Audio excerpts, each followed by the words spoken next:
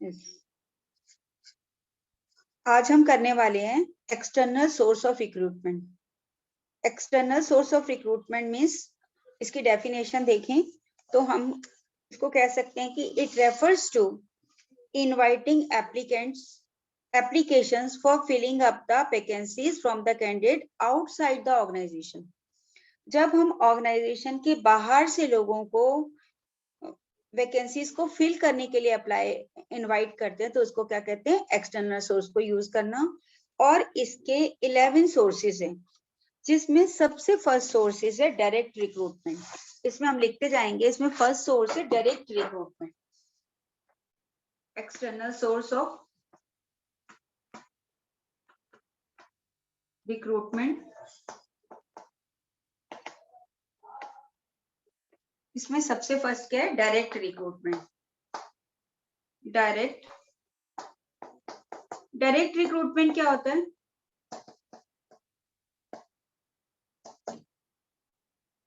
ये जो है,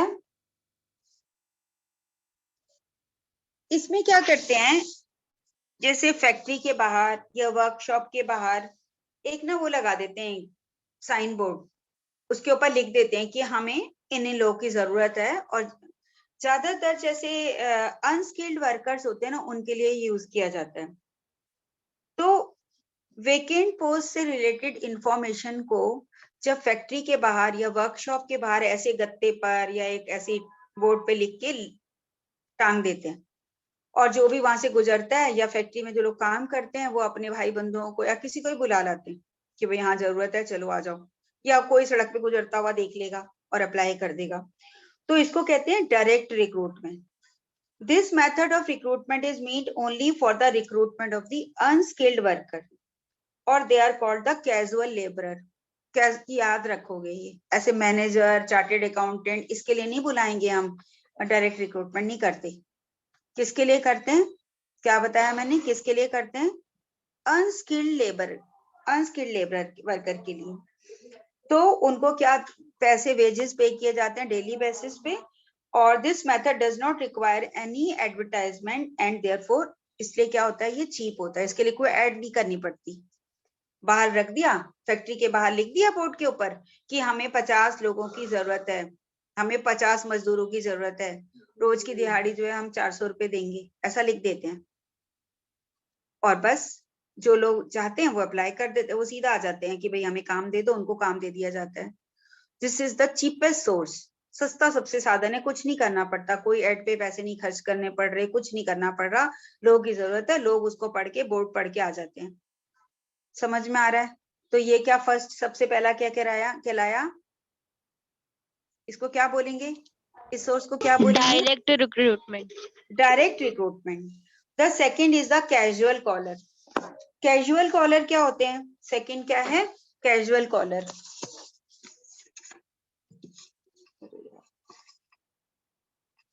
कैजुअल कॉलर,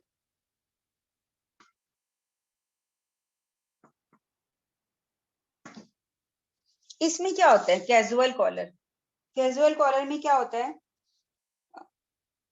कि कुछ some really talented and brilliant people जो है उस ऑर्गेनाइजेशन में अपनी एप्लीकेशन भेजते रहते हैं। कभी कभी ऐसा होता है, जैसे कोई स्कूल है, ऐसे हमारे घर के पास एक स्कूल है, रोजवुड स्कूल है। तो वहां पे लोग क्या करते हैं, जैसे कोई टीचर है, घर पे बैठे हैं और उनको जॉब चाहिए, तो वो क्या करते हैं, वहां एप्लीकेशन देने जाते हैं। तो वो लोग कहते हैं अभी तो जरूरत नहीं है, तो कह देते हैं एप्लीकेशन वहीं रख लो और जब आपके पास पोस्ट हो तो हमें बुला लेना। ऐसे कई जगह कई लोग करते हैं। कौन लोग? टैलेंटेड और ब्रिलियंट लोग। वो क्या करते हैं, दे they continue sending their application from time to time with the hope that whenever some need arises they may come across an opportunity for the appointment। इस आशा से वो एप्लीकेशन दे जाते हैं कि कभी भी जब नीड अराइज होगी तो उनको बुलाया जाएगा। तो वो लिस्ट उनके पास रहती है। A waiting list of such people is prepared and when some vacancy arise these people can be called। और इसका भी क्या फायदा, इसमें क्या होता है, उनकी लिस्ट पड़ी है, फाइल में उनकी एप्लीकेशन रखी रहती है, फिर जब जरूरत होती है तो भैया फाइल खोलो, देखो कौन से लोग हैं हमारे पास जो चाह रहे हैं जॉब, फिर उनको कॉल करते हैं, और अगर वो अनएम्प्लॉयड होते हैं तो वो आ जाते हैं काम करने, उनको कहीं और जॉब मिल जाती है तो नहीं आते। तो ये भी कैसा है, चीप सोर्स है, इसके लिए भी कोई ऐड नहीं करनी पड़ी ऑर्गेनाइजेशन को, उसको मिल गए लोग। समझ आ रही है? इसको क्या कहेंगे, कैजुअल कॉलर, कॉल करके उनको बुलाया जाता है जब वो, और वो एप्लीकेशन अपनी खुद ही दे जाते हैं, उनको कोई बोलता नहीं है हमें दो, वो खुद दे जाते हैं, भैया जब जरूरत होगी तो हमें बुला लेना, देख लेना, हम चाहते हैं तुम्हारे यहाँ काम करना। ये बात समझ में आ गई? सेकंड सोर्स समझ में आ गया, दैट इज कैजुअल कॉलर। और then third is media advertisement. Media, third is media advertisement. Media किसे कहते हैं बताओ? मीडिया में क्या क्या शामिल होता है? मीडिया में पेपर, न्यूज़पेपर, मैगजीन, और किसको लेंगे? टीवी भी हो सकता है, टेलीविजन, एम्प्लॉयमेंट न्यूज़पेपर, ये सब मीडिया में आते हैं। इनमें क्या करते हैं, एम्प्लॉयमेंट न्यूज़पेपर, हमने कल जब रिक्रूटमेंट का प्रोसेस पढ़ा था, बल्कि परसों पढ़ा था, तो मैंने आपको बताया था कि इसमें क्या करते हैं कि जब अलग अलग डिपार्टमेंट जब पर्सनल मैनेजर को रिक्विजिशन भेज देते हैं, तो पर्सनल मैनेजर जो है जब ये डिसाइड करता है कि मेरे को कहाँ से रिक्रूट करने हैं, सोर्स को डिसाइड करके वो क्या बनाता है, एक इंफॉर्मेशन जो उसको चाहिए, वो इंफॉर्मेशन इनवाइट करने के लिए बुलाता है कि भाई हमारे यहाँ इतनी पोस्ट खाली हैं, इतनी हम सैलरी देंगे, इतनी हमारे को इतने क्वालिफाइड लोगों की जरूरत है। ये पूरी मैंने आपको परसों लिख के बताया था, सिर्फ लास्ट टू लास्ट वीडियो में बताया आपको। तो इसमें देखो, पेपर में, न्यूज़पेपर में या एम्प्लॉयमेंट न्यूज़पेपर में या मैगजीन में एड निकाली जाती है, और उसमें सारी बात लिखी जाती है कि हमारी ऑर्गेनाइजेशन, कंपनी का नाम लिखा होगा, जैसे समझ लो 40 पोस्ट वैकेंट हैं, इसके लिए हमें इतने क्वालिफाइड लोग की जरूरत है, ये इतने इतने लोग चाहिए, ये इस क्वालिफिकेशन का, इतने ग्रेजुएट चाहिए, 12th पास चाहिए, इतना एक्सपीरियंस चाहिए, सब सब डिटेल वो लिख देते हैं, और वो जो है सारा भेज दिया जाता है, और वो सारा जो है उसको पढ़ के लोग क्या करते हैं, एप्लीकेशन सेंड करते हैं, वहां अप्लाई करते हैं उस ऑर्गेनाइजेशन में। तो ये कहाँ पे, थ्रू मीडिया हमने एडवर्टाइजमेंट करी, और फिर जो है लोगों को क्या करा, मोटिवेट किया। रिक्रूटमेंट का मतलब ही होता है ना, मोटिवेट करना कैंडिडेट को कि वो हमारे यहाँ अप्लाई करें। तो हमने एडवर्टाइजमेंट कहाँ देते हैं, हम एडवर्टाइजमेंट कहाँ देते हैं, न्यूज़पेपर में, मैगजीन में, एम्प्लॉयमेंट पेपर में, और टीवी में, तो किसी और जगह भी दे सकते हैं। समझ आ गया? तो इस तरह से मीडिया को यूज करके हम रिक्रूटमेंट करते हैं। देन अच्छा, इसका क्या फायदा होता होगा बताओ, क्या फायदा होता होगा इस सोर्स का? मीडिया न्यूज, ऊपर के दो तो हमने बताया, इसमें कोई कॉस्ट नहीं लगती, चीप है, इसका क्या फायदा होता होगा? मैम बहुत सारी एप्लीकेशंस आती होंगी। लगती हैं, चीप तो नहीं है, कभी भी ऐड हायर देनी रैंक पड़ती। और स्केल लेवल के लिए एप्लीकेबल है। हाँ हायर रैंक और स्केल लेवल के लिए एप्लीकेबल है। हाँ, हायर रैंक के, हायर या मीडियम लेवल के लोग अगर हमें चाहिए इन लार्ज नंबर, ज्यादा मात्रा में, समझ लो चार्टर्ड अकाउंटेंट हमें चाहिए, इंजीनियर चाहिए, डॉक्टर्स चाहिए, मैनेजर चाहिए, तब हम ऐसे ऐसे ऐसे नहीं बुला सकते, ऐसे नहीं बुला सकते, हम डायरेक्ट रिक्रूटमेंट नहीं कर सकते। हम पेपर में भेजते हैं, एमबीए पास लोग चाहिए, हाई क्वालिफाइड लोग चाहिए, या मीडियम रैंक के लोग चाहिए, और ज्यादा इन लार्ज नंबर चाहिए, तब हम इस सोर्स को यूज करते हैं। और इससे हमें सबसे बड़ा फायदा ये होता है कि the enlarge the area of selection for the organization. इससे क्या मिलता है, हमें बहुत सारे क्वालिफाइड लोग मिलते हैं, और हम अपने हिसाब से उनको क्या करते हैं, सिलेक्ट करते हैं। ऐसे नहीं हमारे पास 2 ही लोग आए हैं, अब इसमें से किसको सिलेक्ट करें, आपके पास हजारों एप्लीकेशन आई हैं, क्योंकि इतना बड़ा एरिया है ना। न्यूज़पेपर में भेज दिया, पूरे ऑल ओवर इंडिया में गया पेपर, और आपके पास सारे इंडिया से आ गए, एप्लीकेशंस आ गई। Then you have a wide variety, choice ज्यादा होती है, और बस इसका नुकसान ये होता है कि इसमें पैसा खर्च होता है, ठीक है। और इसका एक ये भी नुकसान होता है कि कई बार वो लोग भी अप्लाई कर देते हैं जो कि अनक्वालिफाइड होते हैं। भाई जैसे हमने कहा है कि हमें एमबीए लोग चाहिए, जो एमबीए नहीं है वो भी अप्लाई कर रहे हैं, तो फिर हम उनका कुछ कर नहीं सकते, फिर उसमें बहुत सारा टाइम लगता है ऐसी एप्लीकेशंस को हटाने में।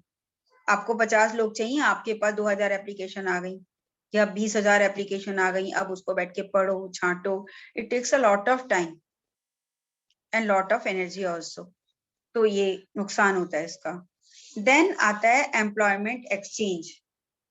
Employment exchange, this is the fourth source of external recruitment. Employment exchange, employment exchange क्या होता है? ये गवर्नमेंट सेट करती है, इसमें नाम ही है एम्प्लॉयमेंट एक्सचेंज, रोजगार कार्यालय। इसमें employment exchange are set up by the government in almost all the district. सारी डिस्ट्रिक्ट में, दिल्ली में भी है, मुनीरका में है एम्प्लॉयमेंट एक्सचेंज। और जहां पे name and other particulars of a job seeker recorded in the employment exchange register. वैसे अब ज्यादातर लोग करवाते नहीं है रजिस्टर, जहां तक मुझे याद, मुझे समझ में आता है, क्योंकि हम जब थे तो हम तो करवाते थे, तब ये ट्रेंड होता था, सभी करवाते थे। जब क्वालिफाई हो गए जाके एम्प्लॉयमेंट एक्सचेंज में रजिस्टर करा लिया। और तब क्या होता था, एम्प्लॉयमेंट एक्सचेंज से लोग, जैसे किसी कंपनी को लोग चाहिए, वो एम्प्लॉयमेंट एक्सचेंज में कांटेक्ट करेंगे। एम्प्लॉयमेंट एक्सचेंज में लोग के पास हमारी लोगों की इंफॉर्मेशन है और वहां से वो लोग उठा लेते हैं लोगों को। लेकिन अब मेरे को नहीं लगता है कि एम्प्लॉयमेंट एक्सचेंज में जाते हैं, अभी भी जाते हैं एम्प्लॉयमेंट एक्सचेंज में।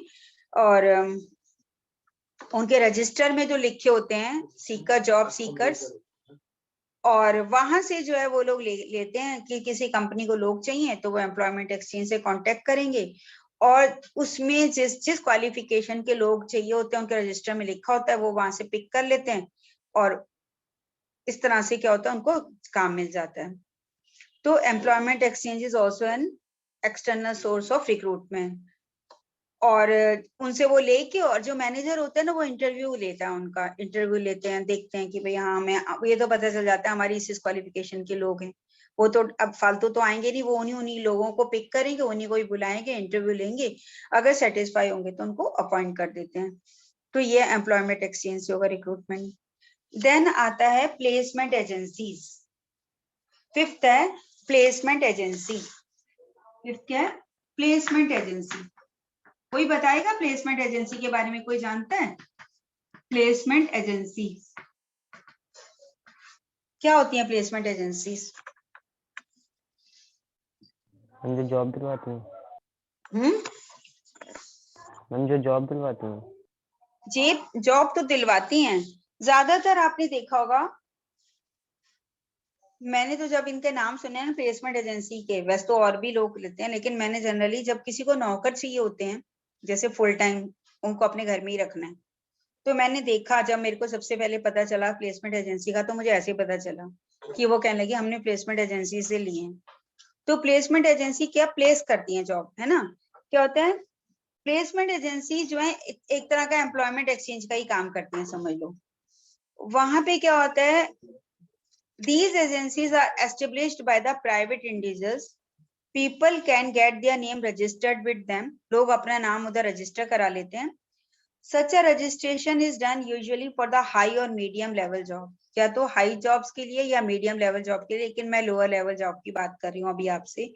मैंने ये भी देखा प्लेसमेंट एजेंसीज को, कि जैसे अब वो लोग पता है क्या करते हैं, जैसे अगर हमें कोई मेरे को समझ लो अपने यहाँ फुल टाइम कोई वर्कर चाहिए, कोई चाहिए, नौकर चाहिए अपने घर में, तो प्लेसमेंट एजेंसी से अगर मैं कांटेक्ट करूं, उनके पास रहता है ऐसे लोग, ऐसे नाम, कि मेरे को चाहिए एक 17-18 साल का बच्चा चाहिए जो मेरे यहाँ काम करे, तो वो लोग क्या करेंगे, उनसे भी पैसे लेते हैं, उन्हें बोलेंगे कि ये जो मैम तुम्हें सैलरी देगी ना, इसकी 2 महीने की सैलरी तुम हमें दोगे, और हमसे भी क्या लेंगे, कमीशन लेंगे, कि हमें जितनी उनको पूरे साल में हम जितनी सैलरी देंगे उसका कुछ परसेंट, समझ लो 10%, 20% वो लोग हमसे भी ले लेंगे।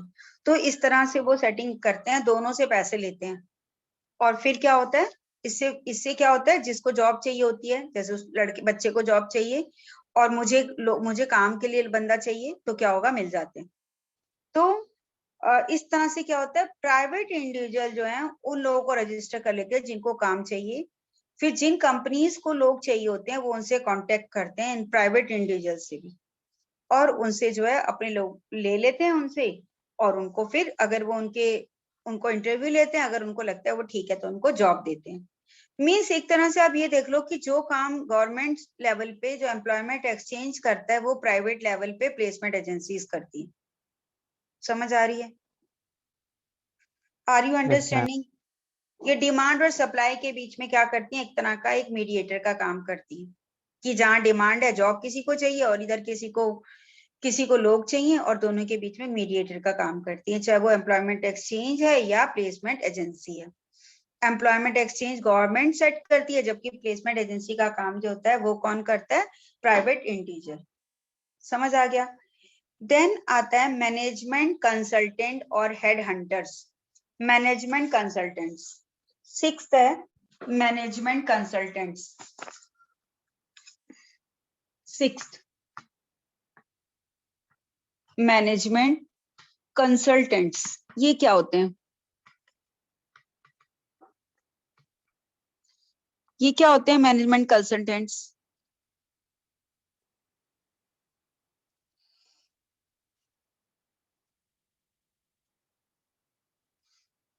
देखो, मैनेजमेंट कंसल्टेंट्स जो होती हैं, फर्म्स होती हैं।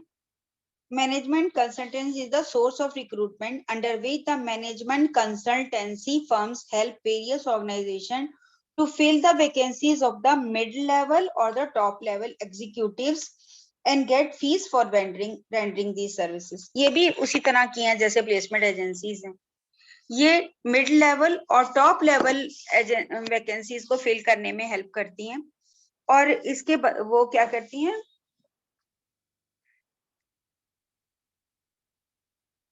जैसे किन्हीं लोगों को जिनको मैनेजर की पोस्ट के लिए अप्लाई करना चाहते हैं उनको ये अपने पास रजिस्टर करा लेती हैं, और जिन कंपनीज को मैनेजर्स की जरूरत है वो उनको बता देती हैं भैया हमारे ये लोग हैं, इनको चाहिए, और दोनों के बीच में मीडिएटर का काम सेम वही काम करती हैं। ये पर टॉप लेवल और मिड लेवल पोस्ट के लिए करती हैं, और मैनेजमेंट की कंसल्टेंसीज होती हैं, और इसके बदले में क्या लेती हैं, फीस लेती हैं। किससे फीस लेती होंगी, किससे फीस लेती हैं बताओ?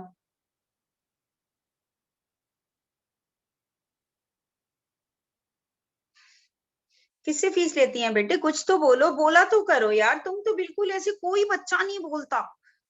यही क्लास में हाल होता है, ये यहाँ पे होता है, पता नहीं क्यों, कैसी क्लास होती है ये। बोलो तो सही बेटे, अनम्यूट नहीं करके बोलते हो, ऐसे ही ऐसी क्लब बैठे रहते हो, सो रहे हो जाग रहे हो, मुझे कैसे पता चलेगा बताओ, हो भी क्लास में कि नहीं हो। एक अनन्या कभी बोलती है, बोलो, कोई नहीं बोलेगा, मैं पूछूं? कीर्ति आप बताओ बेटे, क्या पूछा मैंने, क्वेश्चन क्या पूछा है बेटे मैंने?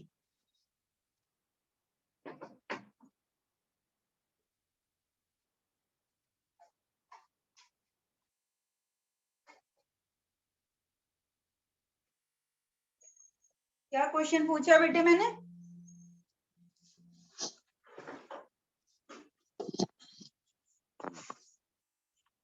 कोई कुछ नहीं बोलेगा?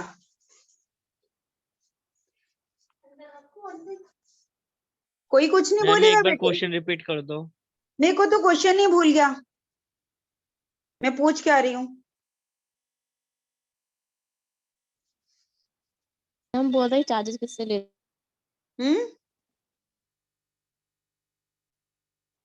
क्या पूछा था मैंने कीर्ति? अनन्या क्या पूछा था बेटे मैंने? मैम की चार्जेस किससे लेते हैं? हाँ, किससे लेते हैं चार्जेस? किससे लेते होंगे बेटे चार्जेस? कौन, किसकी बात कर रहे हैं हम?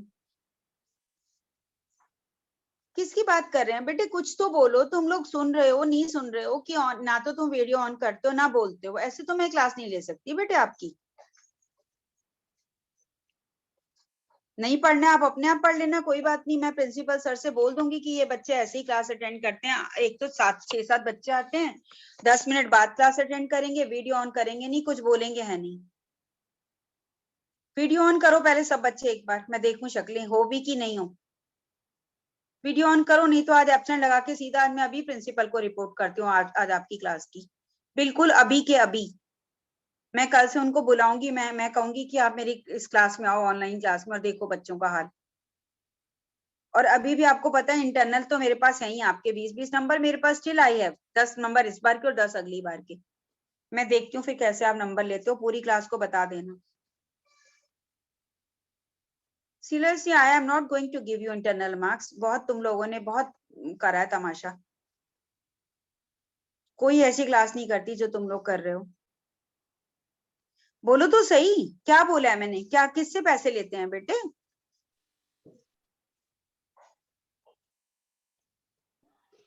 किससे लेते मैम लेबर से। लेबर से, उन मैनेजर से, या तो उनसे पैसे लेंगे और उन कंपनी से लेंगे बेटे पैसे, नहीं तो उनका सोर्स ऑफ इनकम क्या होएगा बताओ? उनका सोर्स ऑफ इनकम क्या होएगा? उनको कौन पैसे देगा? वो लोग सेवाएं दे रहे हैं, सर्विसेज दे रहे हैं, कंपनीज को जो लोग चाहिए जॉब के लिए वो जॉब दिलवा रहे हैं, उनको लोग दिला रहे हैं, और जो लोग हैं जिनको जॉब है उनको वो दे रहे हैं, तो बदले में वो कुछ तो लेंगे ना। किससे लेंगे? किससे लेंगे? मैम कंपनी से और वर्कर से। कंपनी से और उन लोगों से।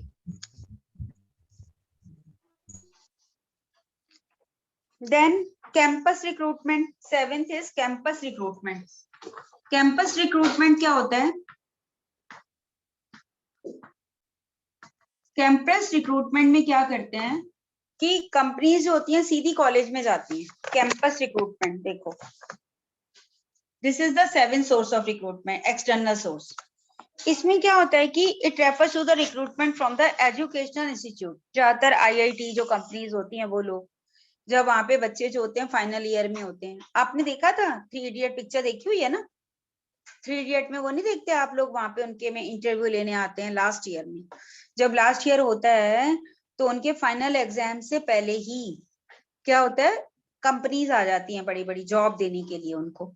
तो इसको कहते हैं जब कॉलेज से ही लोग चुन लिए जाते हैं, this is called campus recruitment. तो it refers to the recruitment from the education institution. Some big organization remain in touch with the educational institution with the purpose of recruiting young talented people. ज्यादातर अच्छे college होते हैं, IIT होते हैं, IIT जो है वो लोग वहां से, और अच्छे कॉलेज जैसे यहाँ पे दिल्ली कॉलेज ऑफ इंजीनियरिंग है, यहाँ पे अच्छी कंपनीज आती हैं और फर्स्ट जॉब ही ऐसे मिलती है उनको। जब उनको प्लेसमेंट मिलती है, अभी हमारे नीचे एक बच्चा है, हमारे घर के नीचे रहते थे, अभी तो यहाँ से शिफ्ट हो गए, उसको जॉब पता कितने की मिली? उसको 45 लाख पर मंथ की जॉब, नहीं 45 लाख एनुअली। आप समझ रहे हो? 45 लाख रुपए साल के, तो एक दिन एक महीने के कितने हुए? लगभग 3-3.5 पौने 4 लाख रुपए। और वो बच्चा देखोगे ना, इतना जरा सा है, अभी 24 साल का है कुल, और उसको सीधी ऐसी जॉब मिली हुई है और इतना अर्न कर रहा है। तो उसको कहाँ मिली? कैंपस में ही, कॉलेज में ही कैंपस रिक्रूटमेंट हुई है। तो बड़ी बड़ी अच्छी कंपनी जो है वो आती हैं, वहां पे वो लोग इंटरव्यू लेते हैं, उनका टेस्ट लेते हैं, और जो उसको पास कर जाते हैं उनको सीधा, अभी पास भी नहीं की होती, अभी डिग्री भी नहीं हो रही थी, उनको जॉब उनके हाथ में होती है। This is called campus recruitment. समझ आ गया? देन आता है रिकमेंडेशन ऑफ एम्प्लॉइज। अभी जो हमने क्वेश्चन किया था ना, मैंने अभी अब क्लास शुरू होने से पहले जो आपको कराया था, कि उसने कहा जब वो जॉब छोड़ के जा रही थी, लीना ने कहा कि मिसेस रामा वधवा को आप क्या कर दो, वो ज्यादा कॉम्पिटेंट है, उसको आप प्रमोट करके उसको कर दो। तो ये क्या होगा? रिकमेंडेशन करना। चाहे वो कहीं और अपने फ्रेंड को भी रिकमेंड कर सकती थी कि भाई मेरी एक फ्रेंड है, उसको रिकमेंड कर दो। अगर उनको ऐसा लगता है कि कोई उनका है पहचान का, चाहे वो ऑर्गेनाइजेशन के अंदर है या बाहर है, तो जब कोई रिकमेंड करता है और फिर उसको हम लगाते हैं, तो वो क्या कहलाता है? रिकमेंडेशन। लोग क्या है? रिकमेंड करना, रिकमेंड माने करना माने कोई उसके लिए कह रहा है, रिकमेंडेशन, रिकमेंडेशन ऑफ द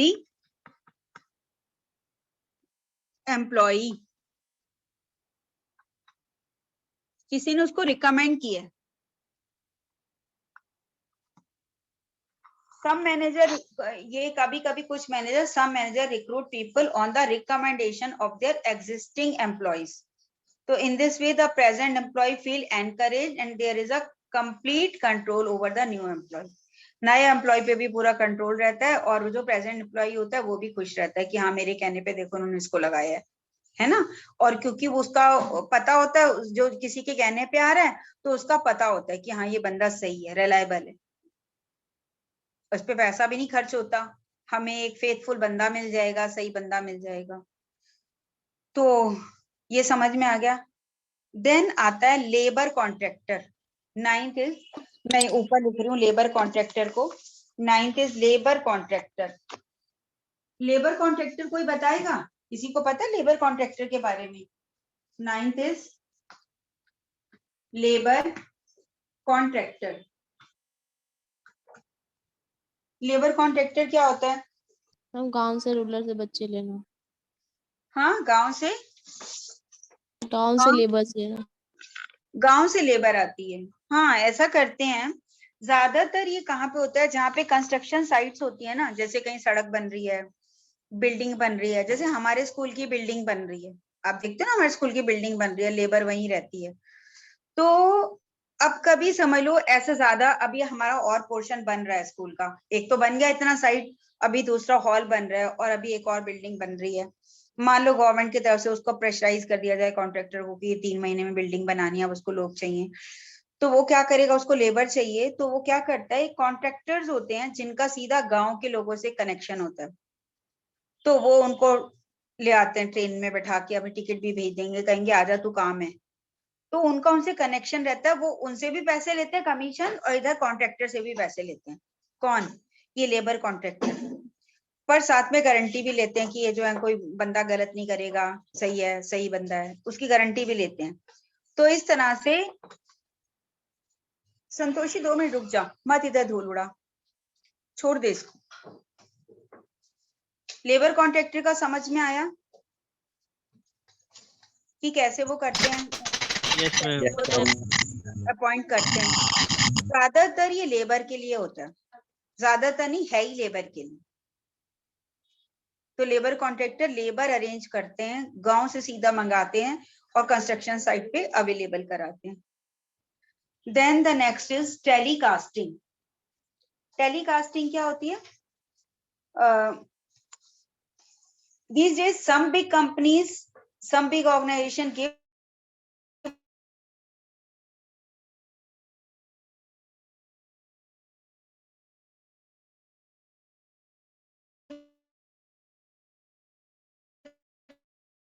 इतनी पोस्ट, इतनी रिक्वायरमेंट, इतनी पोस्ट चाहिए, इतनी क्वालिफिकेशन के, इतने एक्सपीरियंस लोग चाहिए, और फिर जो है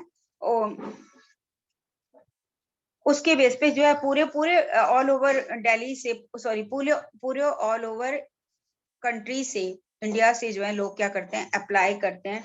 टेलीकास्टिंग में टेलीकास्ट किया जाता है उनकी वैकेंसीज। क्या किया जाता है? टेलीकास्ट, टेलीविजन में दी जाती है, दैट इज टेलीकास्ट।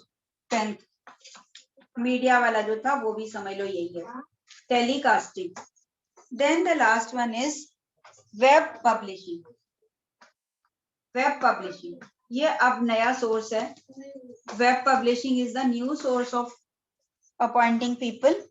आपको पता है बहुत सारी वेबकास्ट वो होती हैं, क्या है बताओ? साइट्स हैं, वेबसाइट्स हैं जो कि जॉब के लिए ही हैं स्पेशली, जैसे naukri.com है या www.jobstreet.com है या www.clickjob.com है। तो ये इस तरह की अलग-अलग वेबसाइट्स हैं। किसकी साइट्स हैं? जॉब के लिए, जो कि जिन लोगों को जॉब चाहिए होती है वो वहां पे अप्लाई करते हैं और जो लोग जॉब देने वाले हैं, जिनको लोगों की जरूरत है, वो वहां से कांटेक्ट करते हैं, वो देख लेते हैं कि इन लोग ये लोगों ने अप्लाई किया हुआ है, वो उन लोगों को वहां से पिक करके और फिर वहां उनको कॉल करके बुलाते हैं और इंटरव्यू लेते हैं। समझ में आ रहा है? वेब पब्लिशिंग समझ में आ गया? ये Yes. Modern source of recruitment का, रिक्रूटमेंट थ्रू इंटरनेट, है ना। तो इस तरह से हमने आज 11 sources of external source of recruitment पढ़े, जिसमें कि हमने देखा कि अलग अलग जगह से लोगों को रिक्रूट किया जाता है। और इसके क्या मेरिट क्या रहते होंगे बताओ? एक्सटर्नल सोर्स के मेरिट्स क्या हैं? फटाफट बोलो, जल्दी से, दो चार मिनट में इसको खत्म करते हैं। जो इंटरनल सोर्स के डीमेरिट्स है ना, वो इसके मेरिट हैं। जैसे वो यंग ब्लड की एंट्री पर को स्टॉप करता है, तो ये क्या करता है? अपॉर्चुनिटी देता है यंग ब्लड को एंट्री करने की, वाइड वैरायटी ऑफ चॉइस मिलती है। बाहर से हम अप्लाई कर रहे हैं, इनवाइट कर रहे हैं, तो बहुत सारे लोग अप्लाई करते हैं, तो हमारे पास क्या होते हैं? बहुत सारे क्वालिफाइड पर्सनल जो होते हैं, यंग ब्लड की एंट्री होती है, क्वालिफाइड पीपल की एंट्री होती है, क्योंकि हमारे पास बहुत जगह से बाहर के लोग आते हैं, अंदर के सोर्स पे डिपेंडेंट नहीं है। बाहर तो पूरी दुनिया है ना। तो सबसे फर्स्ट क्या इसका मेरिट क्या होता है, क्या फायदा रहता है? It is qualified personnel available होते हैं। फर्स्ट क्या बेनिफिट है? Qualified personnel. Then qualified personnel, qualified personnel मिल जाते हैं। देन वाइडर चॉइस रहती है। वाइडर चॉइस माने बहुत सारे लोग हैं, कम नहीं है। ऐसे नहीं है कि कुछ 2-4 लोग हैं, वही प्रमोट हो गए या ट्रांसफर हो गए या ले ऑफ हो गए, वो उन्हीं को बुलाना है, ऐसा नहीं है। अभी तो बहुत हजारों लोग अप्लाई करेंगे। तो इसके मेरिट्स हैं, सबसे पहले तो हमें क्वालिफाइड पर्सनल मिलते हैं, फर्स्ट क्वालिफाइड पर्सनल मिलते हैं। और दूसरा क्या मेरिट होता है इससे? Wide variety of choice, wide variety मिलती है। वाइड वैरायटी, बहुत सारे लोग मिल रहे हैं, चुनो आराम से। देन थर्ड क्या है इसका? Fresh talent. मैंने अभी बताया यंग ब्लड, फ्रेश टैलेंट मिलता है। ऐसे नहीं है कि थके हुए लोग हैं, करना ही नहीं चाहते काम। फ्रेश टैलेंट है ना। The external source of recruitment help the people with the new and modern ideas. ये जो फ्रेश, इनको न्यू आइडियाज होते हैं, मॉडर्न आइडियाज होते हैं, उन लोगों को इससे हमें मिल पाते हैं। And then the fourth is competitive spirit. किसमें competitive spirit आती है? कल हमने पढ़ा था, किसमें इसके कारण नहीं होती? Competitive spirit. Competitive spirit किसमें बढ़ती होगी बताओ? कल मैंने बताया था।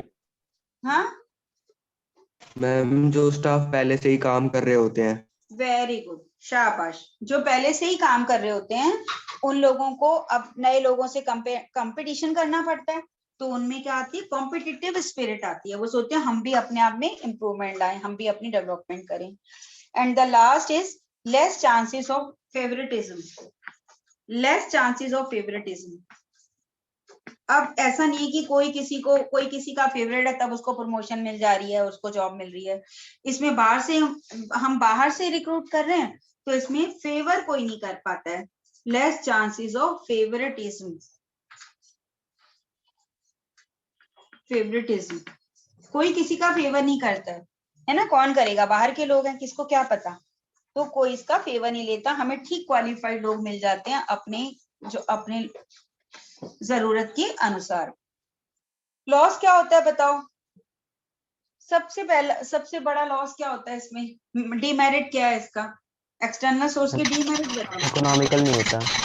हाँ, कॉस्टली होता है। सेकंड इसके डीमेरिट है, सबसे पहले तो ये कॉस्टली होता है।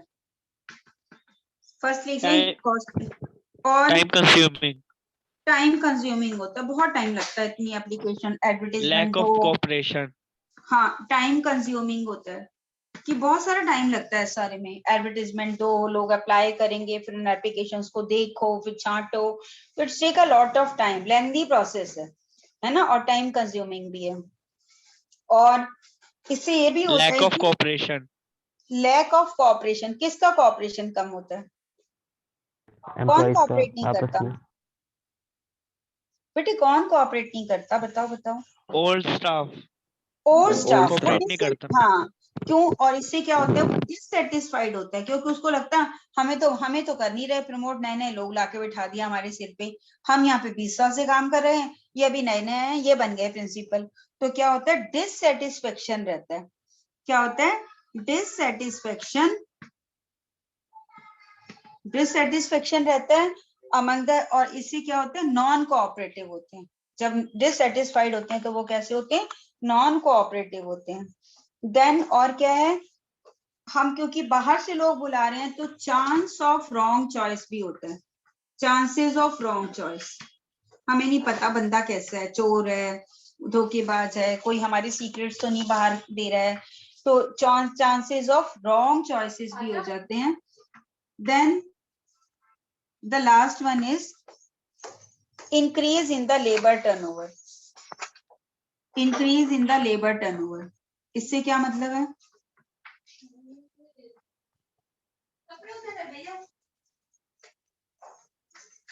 जब उनको ये पता चलता है कि हमें प्रमोशन तो मिलने नहीं वाली है, तो वो क्या करते हैं, जॉब छोड़ के किसी दूसरी कंपनी में चले जाते हैं जहां पे उनकी प्रमोशन होगी।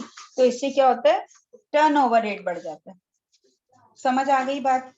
लोग जॉब छोड़ के चले जाते हैं, एग्जिस्टिंग जो एम्प्लॉइज होते हैं वो जॉब छोड़ देते हैं। तो इस तरह से आप देखते हो कि these are the external 11 sources of external source of recruitment, और उनके मेरिट्स भी हैं और डीमेरिट्स भी हैं। तो जो पर्सन मैनेजर होता है वो ये देखता है कि मेरे को किस तरह के लोगों की जरूरत है, और उस तरह से या तो वो एक्सटर्नल सोर्स यूज करता है या इंटरनल यूज करता है, और फिर जो है लोगों को इसके लिए अप्लाई करने के लिए क्या करता है, एनकरेज करता है। So we are closing this our chapter here, and tomorrow we will study selection. Okay, तो हम क्लास को यहीं पे ही खत्म कर रहे हैं और कल फिर मिलते हैं। Okay ma'am. ओके बेटे।